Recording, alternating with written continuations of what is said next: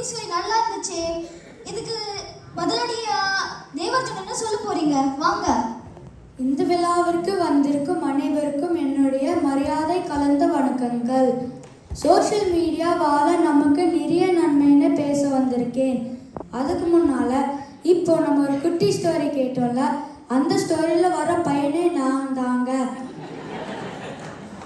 யூகேல டெய்லி வெளியே போய் விளையாட முடியுதா?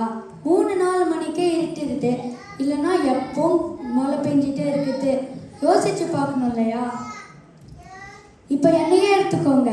நாங்கள் யூகேல இருக்கோம், ஆனால் எங்களோட சொந்தக்காரங்க எல்லாரும் உலகத்தில் வேறு வேறு இடத்துலலாம் இருக்காங்க. சோஷியல் மீடியா மூலமாக இவங்கக்கிட்ட டெய்லி கூப்பிட்டு பேச முடியுது. வாட்ஸ்அப், ஃபேஸ்டைம், ஸ்கைப் இதெல்லாம் யூஸ் பண்ணி ஃபோட்டோஸ், வீடியோஸ் எப்போ வேணாலும் செலவே இல்லாமல் அனுப்ப முடியுது. இதெல்லாம் சோஷியல் மீடியா இல்லாமல் நடக்குமா?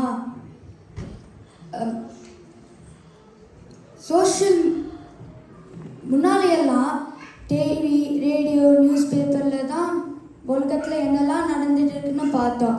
ஆனால் இப்போ சோஷியல் மீடியாவில் அந்த நியூஸை பார்த்ததுக்கப்புறம் நம்மளோட கருத்தையும் சொல்லலாம், மற்றவங்களோட கருத்தையும் கேட்கலாம். இதாகவா சொல்கிறேன்னு நடுவில் சோஷியல் மீடியா வந்ததுலேருந்து காலம் மாறி போச்சு, நம்ம கண்ணீர் எல்லாம் மறைஞ்சே போச்சு.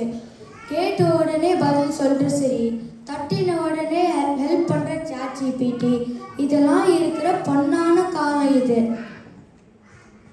இதுவா சங்கடம்னு சொல்கிறீங்க?